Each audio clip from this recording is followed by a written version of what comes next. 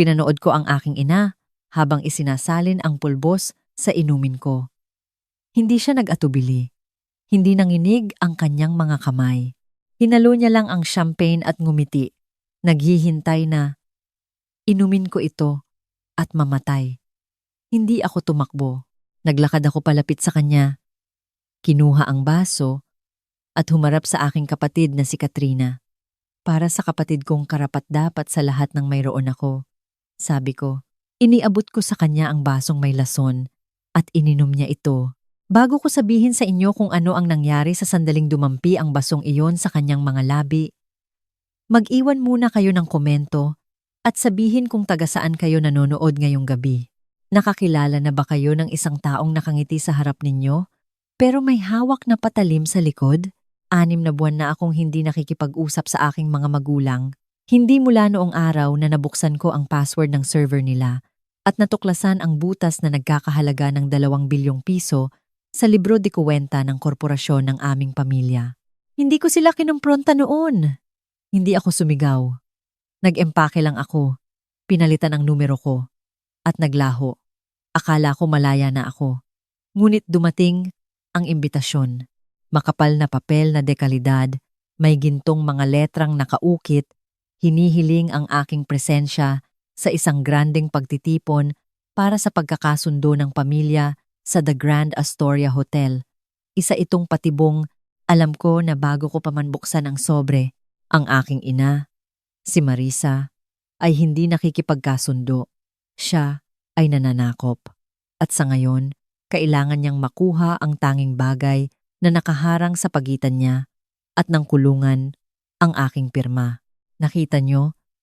Nakalimutan nila kung sino ako matapos nila akong itakwil. Hindi na lang ako si Andrea, ang anak na bigo. Ako ay 25 taong gulang na, isang forensic accountant na. Ang trabaho ay mag-audit ng mga sindikato at magbuwag ng mga pandaraya sa korporasyon. Nakikita ko ang mga pattern kung saan ang iba ay nakakakita ng gulo at malinaw ang pattern dito. Iniimbestigahan ng BIR ang korporasyon. Kailangan nila ng pera para punan ang 2 bilyong pisong nawawala. At ang tanging liquid asset na natitira ay ang 1 bilyong pisong trust fund na partikular na iniwan ng aking lola para sa akin. Hindi nila ito magagalaw maliban kung ako'y mamatay o pipirmahan ito sa kanila. Ngunit bakit ako iimbitahan sa isang party? Bakit hindi na lang nila pekein ang aking pirma tulad ng ginawa nila sa lahat ng iba pa? Doon ko napagtanto ang mas madilim na katotohanan. Hindi lang ito tungkol sa pera. Ito ay tungkol sa gamit. Sa isang pamilyang puno ng kasamaan, ang tagasalo ng kasalanan ay hindi itinataboy dahil hindi siya kamahal-mahal. Pinananatili siyang nakatali dahil siya ay kailangan. Ang tagasalo ng kasalanan ang sisidlan ng mga kasalanan ng pamilya. Hindi lang pera ko ang kailangan ng mga magulang ko. Kailangan nila ng isang trahedya. Ang imbestigasyon ng BIR ay isang iskandalo. Ngunit ang isang nagdadalamhating pamilya na nagluluksa sa aksidenteng overdose ng kanilang problemadong anak, iyan ay nakakakuha ng simpatya, nakakakuha ng oras. Pinapatigil nito ang mga imbestigasyon bilang respeto sa pagkawala ng pamilya. Hindi nila ako inimbita sa Astoria para makipag-ayos. Inimbita nila ako para maging katawan na pwede nilang iyakan habang kinukuha ang pera. Naupo ako sa aking opisina. Ang imbitasyon ay nakapatong sa aking mesa sa tabi ng forensic report ng kanilang mga krimen. Naramdaman ko ang isang malamig na uri ng kalinawan na bumalot sa akin. Kung hindi ako pupunta, patuloy nila akong hahanapin. Magpapadala sila ng mga abogado, pribadong investigador. Marahil kahit mga hitman, iisa lang ang paraan para tapusin ito. Kailangan kong ibigay sa kanila kung ano mismo ang gusto nila. Tinawagan ko ang aking abogado. Hindi ako humingi ng restraining order. Hiniling ko sa kanya na gumawa ng isang disclaimer of inheritance. Isa itong legal na bomba nukleyar na tuluyang tumatanggi sa isang mana. Na automatikong ipinapasa ito sa susunod sa linya sa kasong ito. Ang aking mga magulang at si Katrina, pinirmahan ko ito 3 araw bago ang party. Isinuko ko ang aking karapatan sa 1 bilyong piso. Ibinigay ko lahat sa kanila. Ngunit heto ang bagay tungkol sa pagmamana ng isang asset na hindi maihihiwalay sa isang mapanlinlang na korporasyon. Hindi mo lang minamana ang pera. Minamana mo rin ang pananagutan. Sa pagpirma ko sa perang iyon, hindi ako nagbibigay ng regalo. Iniaabot ko sa kanila ang titulo ng isang nasusunog na gusali at ikinakandado ang mga pinto mula sa labas. Nagimpake ako. Walang bestida, isang nakatagong kamera lang na inayos sa isang brotse at ang mga pirmadong dokumento na nakatago sa aking clutch. Hindi ako pupunta sa isang party. Pupunta ako sa isang crime scene. Ipinark ko ang aking lumang sedan sa pagitan ng isang Land Cruiser at isang BMW. Tiningnan ng valet ang kotse ko na parang nasukahan ko ang kanyang sapatos. Pero kinuha niya ang mga susi. Wala akong pakialam. Hindi ako nandito para magpa-impress.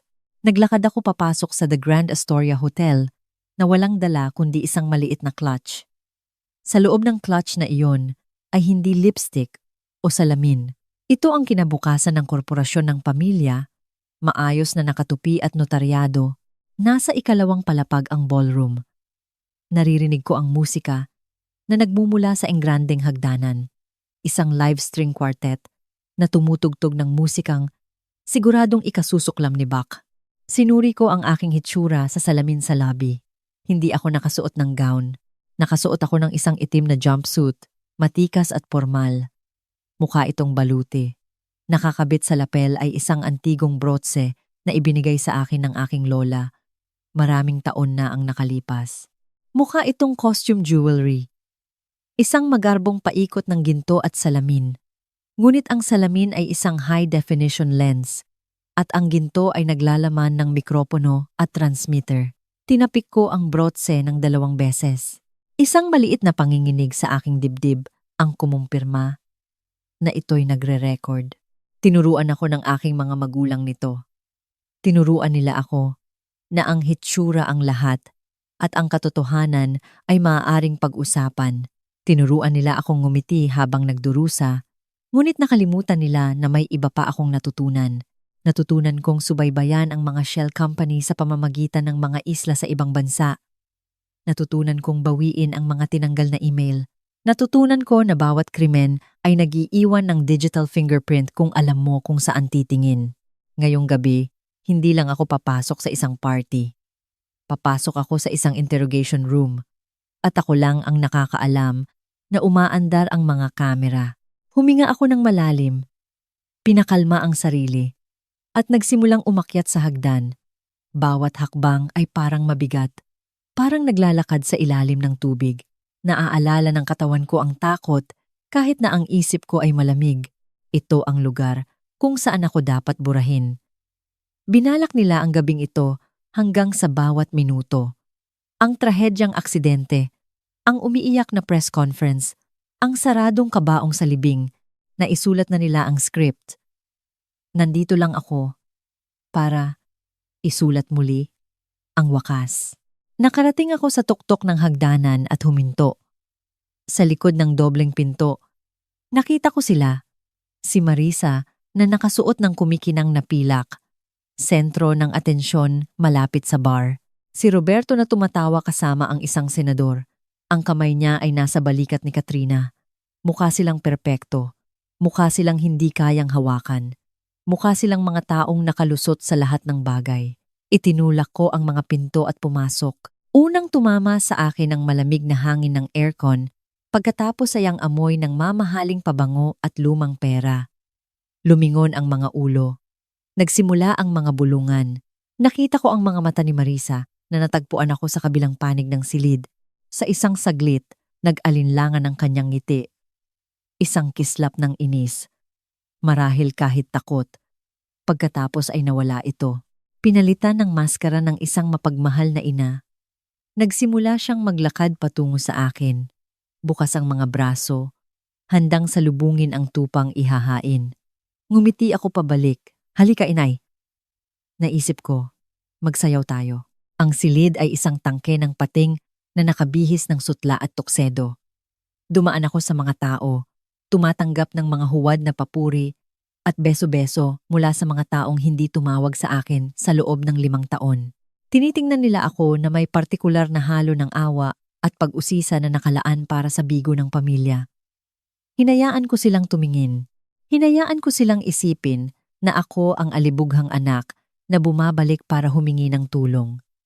Hindi ako niyakap ng aking ama, si Roberto. Kinorner niya ako malapit sa bar. Lumapit siya, amoy scotch at mamahaling kolon, hinaharangan ang aking daan gamit ang kanyang balikat. Nakita ko yung basura na sinubukan itago ng valet sa likod ng mga halaman, sabi niya. Ang boses niya ay mababa, makinis, idinisenyo para sumugat ng hindi nagiiwan ng marka. Nahihiya ako, Andrea, pero huwag kang mag-alala. Ngayong gabi ang katapusan ng iyong paghihirap, ngumiti siya at hindi umabot sa kanyang mga mata. Ito ay ngiti ng isang maninila. Hindi siya nagsasalita tungkol sa pagbili sa akin ng bagong kotse.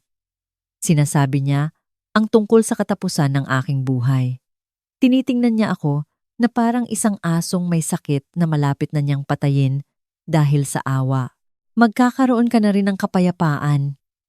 Bulong niya. Tinatapik ang braso ko. Hindi ako kumilos. Sigurado ako, Itay. Sabi ko. Sigurado akong babaguhin. Nang gabing ito ang lahat. Umalis siyang kontento. Iniisip na kabibigay niya lang sa akin ng isang nakaaaliw na talumpati bago ako mamatay. Pagkatapos ay dumating si Marisa. Hindi naglalakad ang aking ina. Siya ay dumudulas. Nakasuot siya ng pilak na gown na mas mahal pa sa aking matrikula sa kolehiyo. Inabot niya at isinukbit ang isang hibla ng buhok sa likod ng aking tainga. Ang kanyang mga daliri ay kasing lamig ng yelo. Mukha kang pagod, mahal, malambing niyang sabi. Sapat na malakas para marinig ng asawa ng senador sa tabi namin. Hindi ba't mukha siyang pagod, Helen? Parang handa na siyang magpahinga. Handa nang magpahinga? Sinusulat na nila ang eulogy. Nagtatanim na sila ng mga binhi para sa ulat ng pulisya. Siya ay nalulumbay. Siya ay pagod. Gusto na lang niyang matapos ang lahat. Nagpapakahirap ako sa trabaho, inay. Sabi ko, sumandal sa kanyang haplos, sapat lang para siya mailang. Nakakapagod ang mga audit. Kailangan mong tingnan ang bawat isang numero. Kailangan mong hanapin ang bawat isang kasinungalingan. Nanigas ang kanyang kamay sa aking pisngi. Sa isang segundo, natanggal ang maskara. Nakita ko ang gulat na sumiklab sa kanyang mga mata. Ngunit agad siyang nakabawi. Well, ngayong gabi ay hindi tungkol sa trabaho. Ito ay tungkol kay Katrina. At naroon siya. Si Katrina. Ang aking nakababatang kapatid. Ang sentro ng atensyon sa gitna ng silid. Nakasuot siya ng puting bestida, nakahina-hinalang parang pangkasal, at sa kanyang leeg ay isang kwintas na diamante. Napahinto ang aking hininga, hindi sa kanya ang kwintas na iyon. Ito ay sa aking lola. Partikular itong iniwan sa akin sa huling habilin. Ang parehong habilin na itinago ng aking mga magulang. Ang makita ito sa kanyang leeg, ang huling kumpirmasyon. Hindi lang nila ninakaw ang aking pera. Kinain nila ang aking pagkatao. Nakita ni Katrina na nakatitig ako at hinawakan ang mga diamante, ngumingisi. Itinaas niya ang kanyang baso bilang isang kunwaring pagpupugay. Alam niya ang tungkol sa money laundering. Alam niya ang tungkol sa patibong. Handa na siyang sumayaw sa aking libingan bago pa man ako mailibing. Tinapik ni Roberto ang isang kutsara sa kanyang baso. Natahimik ang silid. Kung maaari sanang magtipon ang lahat. Umalingaw-ngaw ang kanyang boses. Nagniningning na parang isang mabait na ama ng tahanan. Mayroon tayong isang napaka-espesyal na toast na gagawin. Sumulpot si Marisa sa aking siko, may hawak na 2 kristal na baso. Isa para sa kanya, isa para sa akin. Ang mga bula ay sumisirit ng payapa sa liwanag. Heto, mahal. Bulong niya. Idinidiin ang baso sa aking kamay. Inumin mo na. Ito yung mamahalin. Kinuha ko ang baso. Ito'y mabigat, malamig, at pangwakas. Tiningnan ko ang likido. Mukha itong eksaktong champagne. Ngunit mas alam kong natunaw sa loob nito ay isang nakamamatay na dosis ng cyclopentylamine, isang kemikal na gumagaya sa atake sa puso. Hindi matutunton maliban kung alam mo kung ano mismo ang hahanapin. Pinanood niya ako. Ang kanyang mga mata ay gutom. Hinihintay niyang uminom ako. Hinihintay niyang mamatay ako para sa wakas ay makahinga na siya. Hindi pa, inay, naisip ko. Nagsisimula pa lang ang palabas. Pinanood ko ang paglaho ng likido. Itinagilid ni Katrina ang kanyang ulo. Inilalantad ang mahaba at eleganteng linya ng kanyang leeg. Ang leeg na kasalukuyang suot ang mga diamante ng aking lola. Lumunok siya. Minsan, 2 beses, ibinaba niya ang baso. Dinilaan ang isang patak ng champagne sa kanyang labi. Nakakagulat na ang bait mo ngayong gabi, Andrea, sabi niya. Ang kanyang boses ay tumutulo sa paghamak. Siguro natutunan mo na rin kung saan ka lulugar. Oo, sabi ko. Ang lugar ko ay dito mismo. Pinapanood ka. Tumawa siya, isang matinis at hungkag na tunog na tumutugma sa musika. Ngunit pagkatapos ay naputol ang tawa. Hindi ito isang singhap, ito ay isang sinok na sinundan ng isang matalim na paghinga. Lumipad ang kanyang kamay sa kanyang dibdib. Dumulas ang kristal na baso mula sa kanyang mga daliri.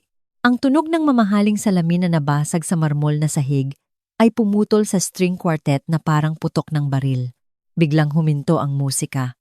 Napasuray si Katrina. Ang kanyang mga mata ay nanlalaki at nalilito, nakatutok sa akin. Andrea, humihingal siya. Hindi ko kaya. Tapos, kinuha siya ng grabidad. Hindi siya nahimatay. Nang may karangalan, tulad ng sa mga pelikula, siya ay bumagsak. Tumama ang kanyang mga tuhod sa sahig na may nakapangingilabot na kalabog sinundan ng kanyang katawan. Ang kanyang mga braso at binti ay marahas na nangisay, mga di sinasadyang pulikat na nagpatalsik sa mga bubog ng salamin sa sahig. Nagtipon ang bula sa mga gilid ng kanyang bibig. Sumabog ang silid. Isang sigaw ang kumawala mula sa asawa ng senador. Nagkagulo ang mga bisita, naitulak ang mga upuan, natapon ang mga inumin. Isang bilog ng takot na katahimikan ang nabuo sa paligid ng nangingisay na katawan ng aking kapatid. Ngunit hindi ako nakatingin kay Katrina. Nakatingin ako kay Marisa. Ang aking ina ay nanigas. Ang kanyang mukha ay hindi lang maputla. Ito ay kulay ng lumang abo. Nakatitig siya sa basag na baso sa sahig. Pagkatapos ay sa kanyang naghihingalong gintong anak. Bumukas ang kanyang bibig, ngunit walang lumabas na tunog. Siya ay nakulong sa isang bangungot na siya mismo ang gumawa. Alam na alam niya kung ano ang nangyayari. Alam niya ang dosis. Alam niya ang mga sintomas. Alam niya na pinapatay ng cyclopentylamine ang sistema ng paghinga sa loob ng ilang minuto. Gusto niyang sumigaw ng tulong. Nakikita ko ang pagnanasa sa kanyang mga mata. Ngunit hindi niya magawa para tumawag ng tulong, para sabihin sa mga paramediko kung ano ang dapat gamutin. Kailangan niyang aminin kung ano ang nasa baso. Kailangan niyang aminin na pinatay niya ang kanyang paboritong anak. Nakatayo lang siya roon, paralisado sa bigat ng kanyang sariling mga kasalanan. Pinapanood si Katrina na huminga ng hangin na hindi dumarating. Iba ang naging reaksyon ni Roberto. Hindi siya tumingin kay Katrina. Tumingin siya sa akin. Ang kanyang mukha ay naging isang maskara ng purong hayop na galit. Sumugod siya sa pagitan namin, hinawakan ang aking mga balikat, ang kanyang mga daliri ay bumaon sa aking laman na parang mga kuko. Anong ginawa mo? Sigaw niya. Niyuyugyug ako. Anong ibinigay mo sa kanya? Tumahimik ang buong silid. Bawat mata ay napatingin sa amin. Ang nagdadalamhating ama. Ang masamang kapatid. Ito ang salaysay na gusto nila. Ito ang kwentong inihanda nila. Maling biktima lang. Hindi ako nanlaban. Hindi ako lumayo. Tinitigan ko siya sa mata. Ang aking boses ay kalmado. Malinaw na umaabot sa likod ng silid. Wala akong ibinigay sa kanya. Itay, sabi ko. Inabot ko lang sa kanya ang basong ibinuhos ni inay para sa akin. Nanigas si Roberto. Lumuwag ang kanyang pagkakahawak. Tumingin siya kay Marisa. Nakatitig pa rin ito sa sahig. Nanginginig. Ang mga kamay ay nakatakip sa kanyang bibig. Tumama sa kanya ang katotohanan na parang isang pisikal na suntok. Tumingin siyang muli kay Katrina na ngayon ay nagiging isang nakakatakot na kulay asul. Ang kanyang mga takong ay tumatambol ng isang mabilis na ritmo sa sahig. Marisa, bulong niya. Ito ay isang pakiusap. Sabihin mo sa kanila na hindi ito totoo. Sabihin mo sa kanila na hindi mo ito ginawa. Ngunit hindi makapagsalita si Marisa. Ang katahimikan ay humaba, mabigat, at nakakasakal. Nagbubulungan na ang mga bisita. Nagtuturuan. Ang perpektong harapan ay nabibitak. Inilalantad ang kabulukan sa ilalim. Tawagan ang 911. May sumigaw mula sa mga tao. Namatay na siya! Umatras ako. Inayos ang lapel ng aking jumpsuit. Dapat makinig ka sa kanila, Itay. Malamig kong sabi. Wala na siyang gaanong oras. At ganoon din kayo. Hindi ako nakipagtalo sa kanya. Hindi ko ipinagtanggol ang sarili ko. Kinuha ko lang ang aking telepono mula sa aking clutch at pinindot ang isang pindutan.